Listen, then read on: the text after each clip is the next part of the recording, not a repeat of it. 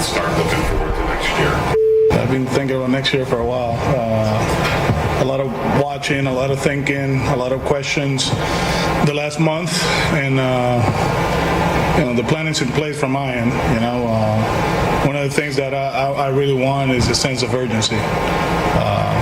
It's something that, as an organization, we've done it throughout the years, and we have to push hard in the offseason. The message, it's going to be now. I love the future. We love the past. We don't like this past, right? But I think living in the present and pushing hard is something that we're going to talk a lot. I think that's something that it pushes you to be great. And it's not that we didn't do it this year, but I think the message should be louder. And we know where we are. We know where we finish. I think we know where everybody is going to expect us to be next year too, because of the vision. And you just got to be ready. Just got to be ready. That one's a couple of years old, but there's a reason we're playing it. Alex Cora, 2 years ago, Alex Cora, after the 2022 season, which was a disappointment, Red Sox took a significant step back after, going to the American League Championship Series in 2021. And since that time, it's been, pretty hard times over at Fenway Park. But Alex Cora saying he wanted urgency, and I'll explain to you in a moment why we played that for you tonight. But as is usually the case on Wednesdays, we had to shift this week because of the Celtics schedule and because, frankly, Jared Carrabis was kind enough to change his schedule to accommodate the Celtics and to accommodate us and you. Jared Carrabis, presented by Blue Moon Belgian White. Be sure to relax and enjoy the ball game with Blue Moon Belgian White. Blue Moon, born in a ballpark, brewed for baseball. Jared, thank you as always for joining us. Hey, Tony, thanks for having me. Okay, so let me just give the background here because I do want your thoughts on this.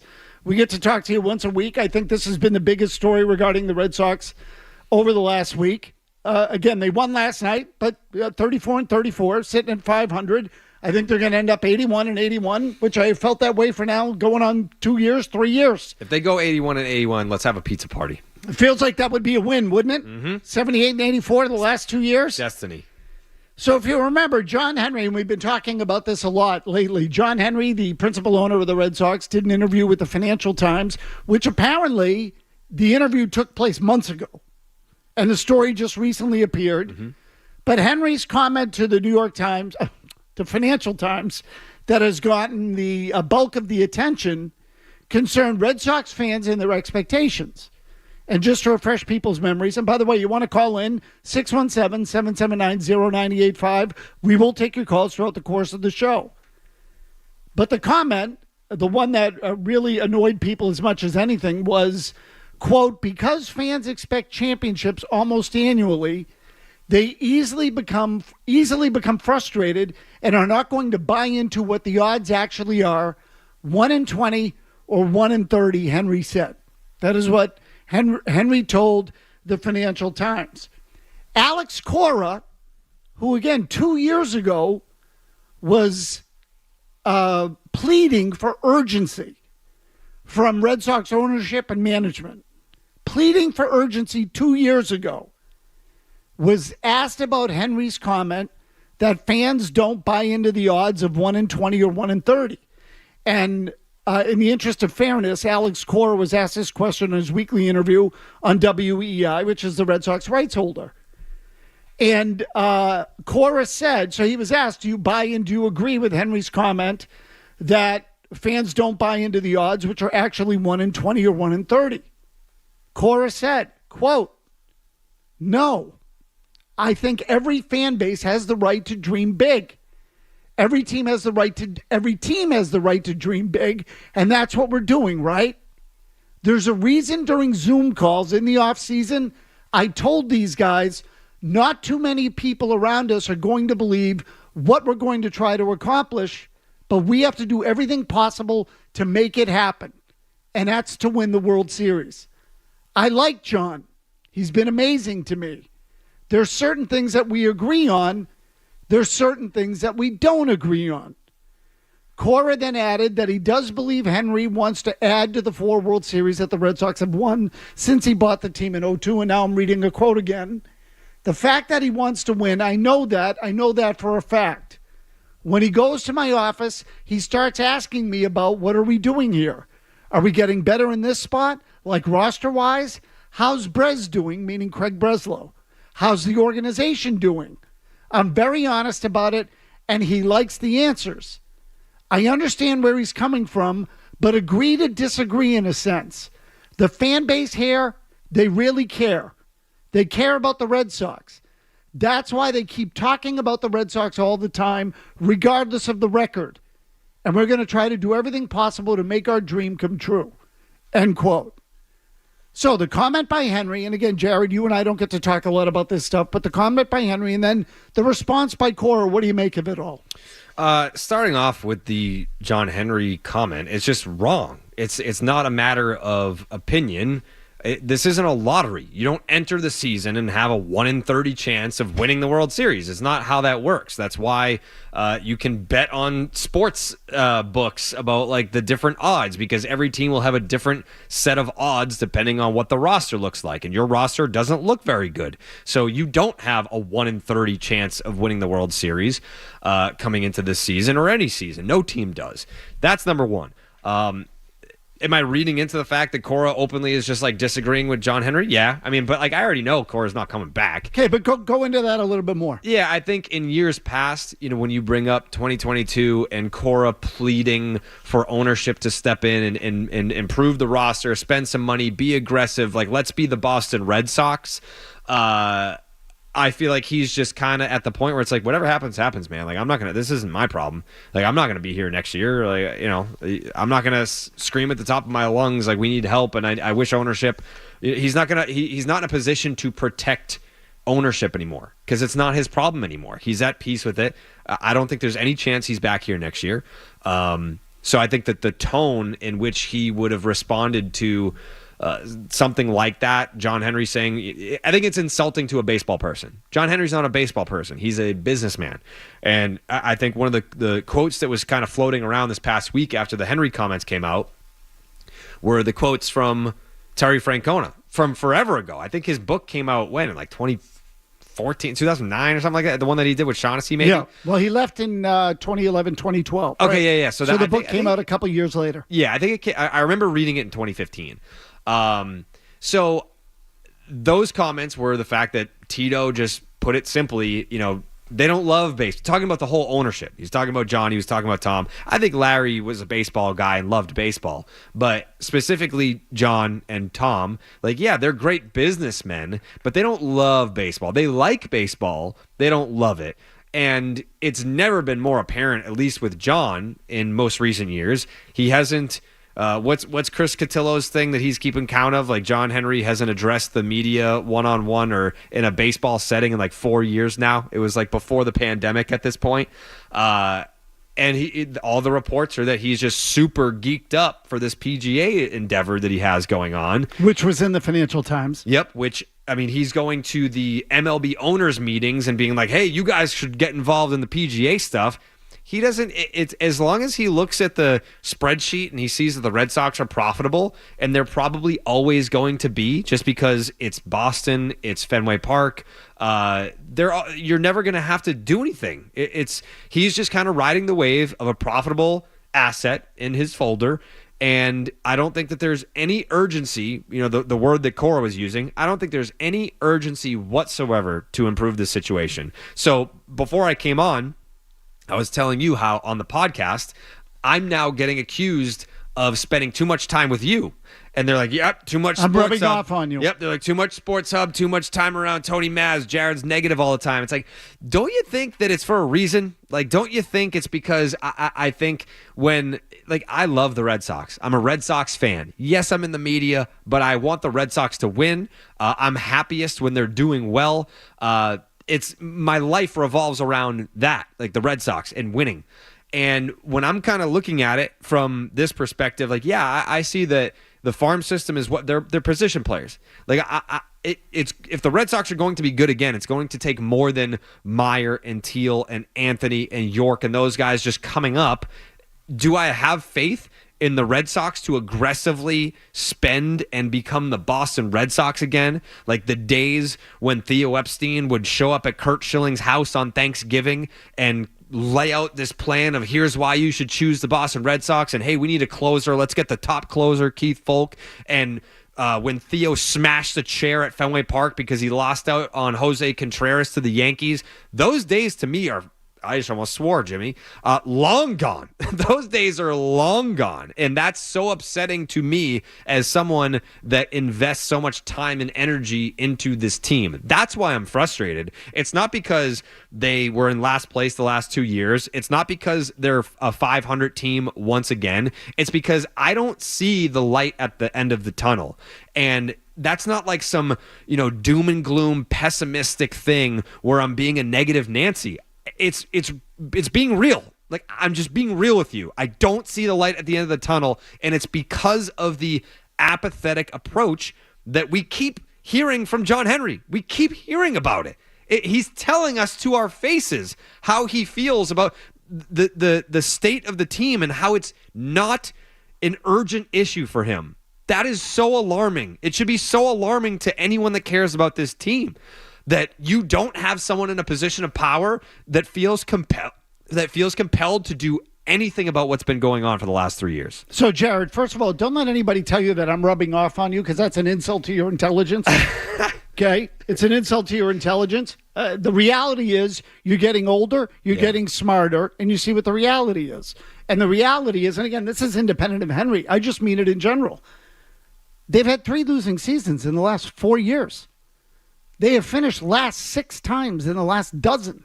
And I know there are a couple World Series in there too, but they're not mutually exclusive. You don't have to finish last when you're not winning championships. So, and the part of the comment that bugged me that Henry made is when he says fans think that winning a championship is 1 out of every 20 and 1 out of every 30. If that is true, shouldn't last place be the same? What bothered me... Shouldn't they be finishing last 1 out of 20 and 1 out of 30? Yes. Why are they finishing last 6 times in 12 years? Well, what bothered me was when he said that fans have unrealistic expectations of a championship every single year. That's, to me, is not true. I don't expect a championship every year. No one does. I expect at least... a competitive team. The illusion that it could happen if things go well. I feel like that's a pretty decent standard to have. It's not spoiled. My bar isn't too high. I feel like it isn't too low, because I feel like right now, some of the younger fans that I keep referencing, their bar is so low that it's embarrassing to me as a Red Sox fan that grew up old enough to, I mean, a lot of these guys, they don't remember 04. Sure. The younger fan, like Tyler Milliken, doesn't have any memories of 2004. So the bar for those fans is... Well, look at what the roster was in spring training, and they're 500 with injuries and with a weak roster even before there started to be injuries. So isn't being 500 actually good? No, it's never good. The standard's higher. My standards are higher. They should be higher. Yes. Again, they should be higher. We're going to take a break quickly, so don't go anywhere. I'm going to ask Jared a question when we come back. I'm going to ask it now because I asked it earlier in the week to those of you out there listening. I'm going to ask it to Jared. I don't want his answer until we come back. Do you want them to sell? Are you done with this ownership? Do you want them to sell? I want Jared's answer when we come back on the Baseball Hour. And also, we will get to some other things, including the team. There's a player on the team right now that is performing above and beyond expectations, had a big role in last night's win, has been playing well of late, and it crystallized for me why a player like this is actually a problem for the Red Sox. We'll do that later in the show, but Jared's answer on ownership and whether he still wants him here when we come back on the Baseball Hour.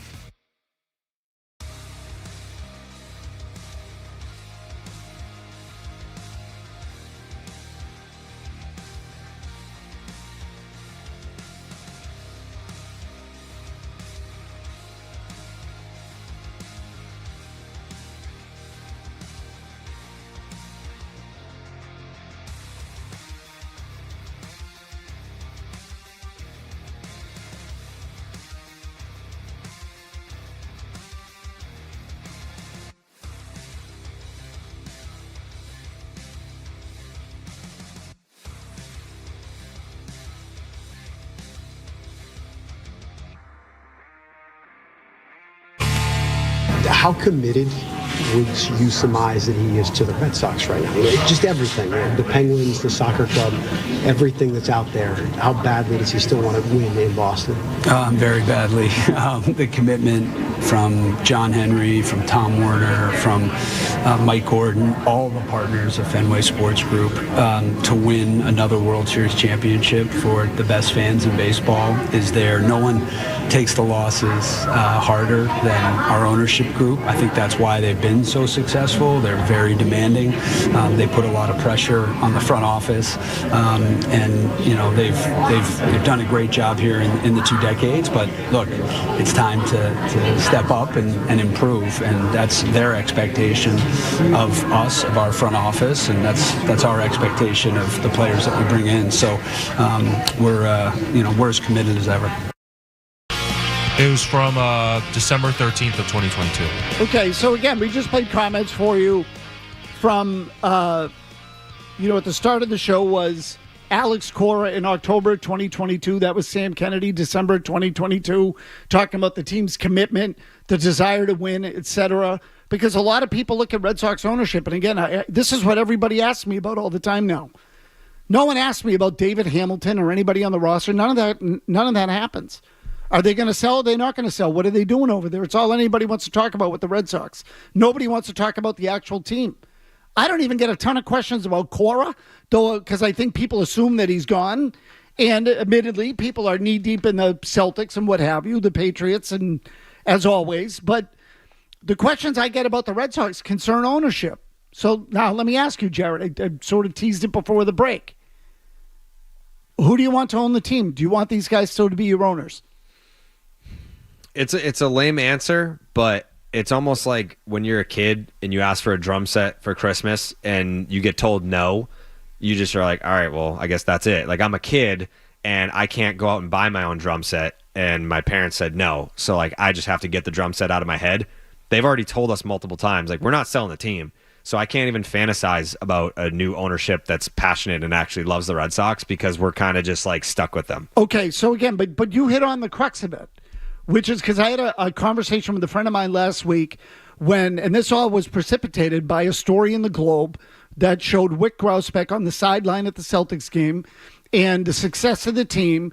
And the comment my friend said to me was, this is all the result of local ownership, which I emphatically disagree with.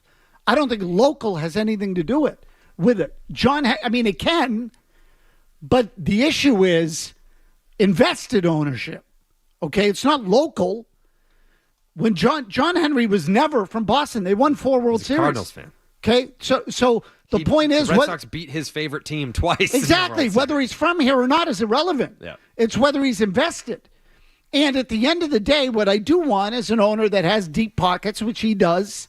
And the Red Sox payroll has slipped to the middle of the pack in the league. They used to be all 4 of their World Series championships, and this was also pointed out in the Financial Times. All 4 of their World Series championships came in seasons where they were in the top 3 in the league in payroll. I don't think that's a coincidence. More often than not, the teams that win the World Series are in the top 10 in payroll. Really, even in the top 6 or 7.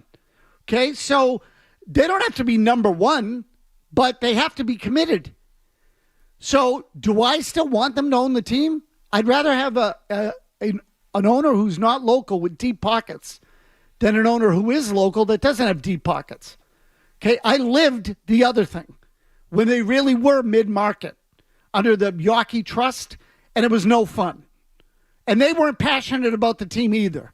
In fact, these guys were more passionate when they came in. I would like them to rediscover that. I have a hard time believing right now that they're going to spend when the team gets good again. But at least I've seen evidence of it from them. So the idea is, to me, I want them to, I want someone in there who wants to win. Well, isn't that what Theo is supposed to be? In theory. I mean, it's not his money, but I think the idea of Theo Epstein coming back into the fold is we need a baseball guy, 1. We need a local guy, 2. And 3, we need someone who cares. Because the owners have told you, we don't really care. They're telling you with their words in articles like this, and they're telling you with their actions, by being so apathetic. And I think I need to remind myself, too, that when John Henry was on stage at Winter Weekend a couple of Decembers ago, that I hosted it. It wasn't live. So a lot of what I heard didn't make the cut. So, like, I am more angry about, or more, I guess, sensitive to the direction of where this organization is going, because I heard him say things that didn't make it out didn't there. make the cut. And a lot of what they cut from it were things that would enrage fans if they heard it directly from him. Yeah. So He said players were expensive. No bleep, John. Like, you're part of the deal. Owner of a Major League Baseball team. Like, Yeah. what do you mean? So you can say most affected. How about that? You were affected I was more than most affected people. more. Cut me deeper. I'm going to take this call, but I want to get to Theo, too, because I think Theo's an interesting question. Alan in Florida. Alan, go ahead. Okay. Number one, Jared, when you say he said he's not going to sell the team, I mean, if you go in Florida like I am right now, he's been known as the biggest liar that ever lived. They boot him out of this city. One thing that you guys are missing, and I don't understand it, I say that there's a feud going on between Henry and Warner. Warner goes, we're going to go full throttle. Henry goes out and says, full throttle? That's a terrible comment. One wants to Warner goes, we're going to do the Premier League in the United States.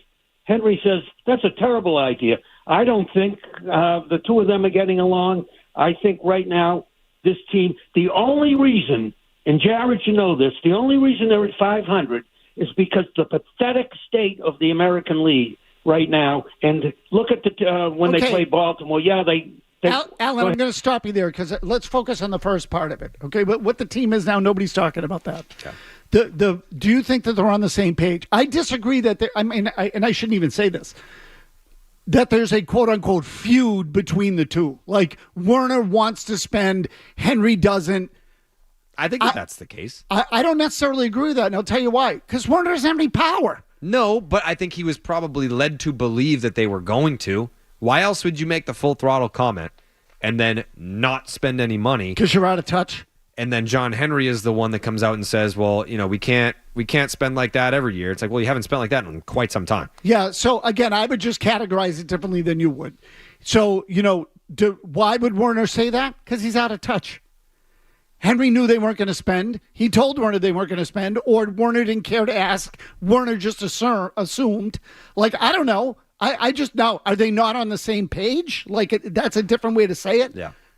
I think yes. I think that is more accurate. They're not on the same page. Again, Werner was never even the second most invested party. Mike Gordon's got more money in the Red Sox than Werner does. And I think at the time, the New York Times had more money in the Red Sox than Werner did. So Werner can say whatever he wants. I don't think Werner has a real influence on the decision making. Probably not, no. He was the Nesson guy. So, like, I sort of want to just take the comments and dismiss them entirely. I just think he was out of touch. So that's just my 2 cents. Like, and again, but I will say that they're not on the same page. I don't think Werner's tuned in with what's going on. Theo's an interesting question to me. We still get some calls on the line. I want to hit on Theo when we come back. Don't go anywhere. Majority's get your headlines. I mentioned David Hamilton in passing. I want to get to him later in the show because I think in some odd way, David Hamilton represents part of the problem. And not because he's played well. I'm not picking on David Hamilton. It's more about what he represents in the modern baseball world. We'll get to that, but that's later. Majority's next.